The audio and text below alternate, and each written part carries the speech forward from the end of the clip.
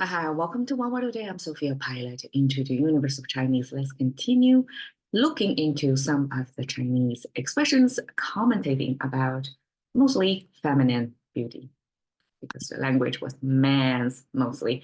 Oh, and I have one new development or that I just learned to use this thing to be able to draw so that I can real time show my concepts.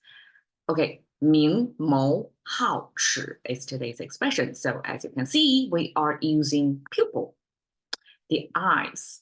Actually, the pupil and the contrast of the white of the eye as bright. Actually, it's about clearly defined edge of the pupil and teeth, 齿, bright teeth. The color, I guess, it signifies like both the clear cut edge and the coloring of the teeth are kind of an ancient way to read people well-being if they are healthy and useful enough. So healthy younger people just tend to have clear-cut pupils and clearly defined edge of pupils with the white part of the eyes. Okay, and the teeth, if the coloring is white, that means teeth well taken care of. Mind everybody that this was a language expression back in China and back in time. This was not a contemporary one, even if this expression survived very well and often used in media. So if you search 明眸皓齿 on the internet, you can see a lot of them. And the 齿, the teeth or the dental hygiene, I guess ancient Chinese were practiced somewhat, but it's different from the American dental hygiene industry level.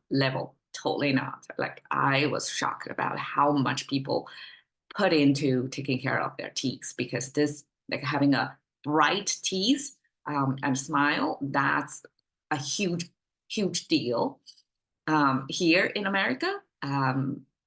But interesting, Chinese do have such expression to use bright teeth as a marker of beauty. Okay, 明 we have left and right part. The left side means it's already like a sunshine, bright. I have seen this expression before in the bottle of wine thing. So with a stopper on the top, kind of written like that, that means bottle of wine. Plus the liquid sign on the left. But this bottle structure, once removed the stopper part, somehow becomes bright. I mean, the coloring or the reflection of light. Okay, the right side is the moon symbol. So the moon, ancient times have many renderings. So this is kind of crescent moon looking. And just like the sun, we have the sun in a circular form and with one horizontal line in the middle to mean the energy emitting from it. So ancient people do observe the sun, the solar, right, is an object that has energy burning in it. And we, as a result, feel the heat and the light of that, and the moon as well. But ancient times, probably we don't have the technology to understand or knowledge to understand the moon actually is reflective light. It's not emitting light like the sun. But to the observation of earthlings, that looks bright as well, just not the same type of light. It's more demurred light. So therefore, the moon, besides the shape in a crescent state, that's the most of the time the moon looks crescent, right?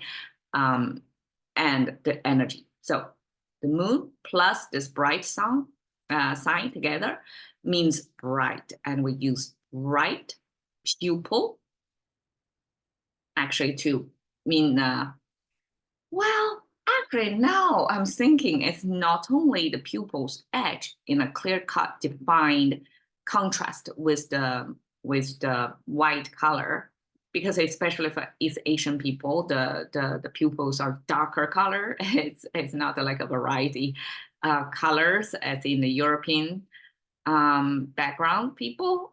So this contrast is more, right?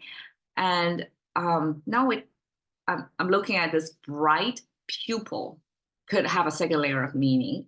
It could mean the not only the edge, but the clarity itself of pupil. Because we do have another expression that marks the pupil, commentating on the pupil itself. When it becomes yellowish, when the pupil becomes colored. So I guess ancient people do have the observation of the pupil, the eye health, basically. If it gets more muddied, so to speak, it's not as clear, then that's a sign of aging. I'm sure the optometry, they have all the gears, contemporary devices to check the pupil health or your eye health in general. And on observational commentating on the pupil health, we use bright to mean it's clear, it's not muddied, it's not yellowed or coloring. Okay, pupil, we have the eyeball. So Chinese originally have the eye like this, but it's hard to draw, right? And these two vertical lines simply are the edges of the pupil. And now it got verticalized into the two verticalized vertical strokes become verticalized, and then they stack up like that. That's the eye. We just rotated 90 degrees. And then the right side is a cow's sound, like when the cow make a sound. And okay, this structure, this horizontal line, vertical line, well, sorry for my drawing, plus this is the cow symbol. And horizontal, vertical simply give you the main structure frame. And this is a frontal view of the cow. And the main feature of the cow, of course, is the horns. So this is Chinese cow expression. And the top here, it's kind of like a question mark thing here, simply means the sound coming out of the cow. So pupil then was defined as if it's the calling through the eyes. So in a way it is, like when you try to look at what that person's thoughts, when you try to look into that person, this is the only place, right? You look, because the other part, skin covered.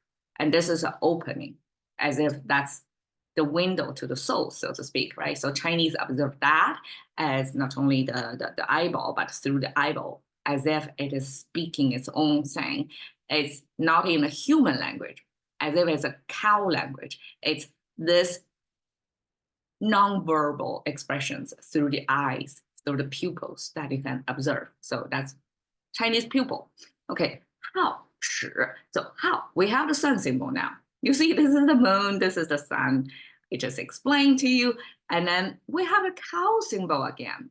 You see, this is the same as this, reoccurring icons, recycled in different, become components of different characters. I mean, that's the fun of it. We're looking at the next level, not just the whole character, but unpack it. So now we see the commonalities there. This is the cow symbol, cow over the mouth. That means the cow is calling. And, or, okay, if here, this shape, because it's a mouth, it's not a mouth symbol. It's almost like the cow's huffing, like the nonverbal communication from the cow, right? But here, if it has a mouth symbol, this mouth symbol, well, okay, kind of right, like that. The mouth symbol means speaking. So a cow is speaking, supposedly verbally, right? That means the cow represent here is kind of like a subordinate person, because mostly cow was taken care of by the cowboys. And between cowboy and cow, cowboys are more like the supervisor, make sure the cows are taken care of, well fed, roaming around, right? So somebody have to watch their cows because it's the main animal farm labor. back then. So this cow speaking, almost like a subordinate in the power structure. The subordinate is speaking. That means it's reporting to its boss, right? So this bright, naturally, it has the sun symbol. That means something emitting the light and heat. And this cow reporting image combined together means bright. That gives you the sense of, okay, almost like the sun is calling out, is drawing your attention to something. And because the sun gives you this light on something, so it's similar to the English shed light on something. And therefore it's bright, like it's clearly seen. And in this case, because it's pairing with T symbol, so the how means, in English we use bright as if it can emit light, but it really means reflecting light, and that light is closer to the color white, because bright teeth actually means white teeth, right? So that's how.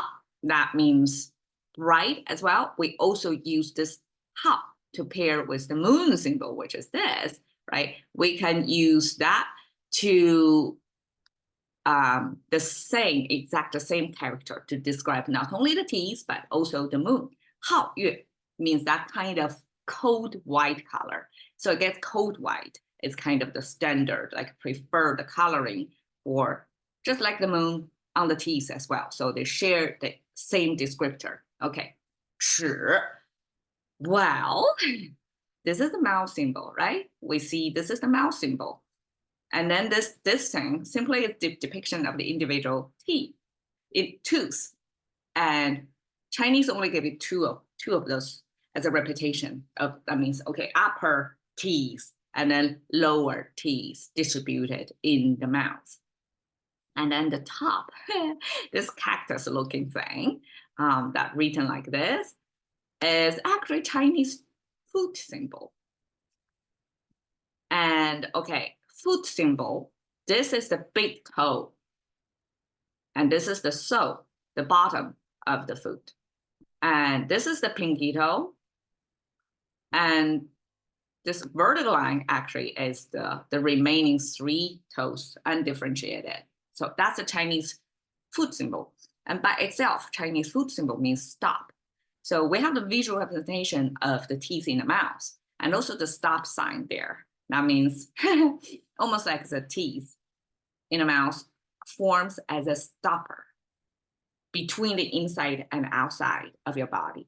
So think about it. The air coming out of your body when you're speaking, like when I'm now speaking, that's the stopper from the air from me to going out directly. Like if I unblocked, it's like, it's going to be, right? I'm not doing anything to it.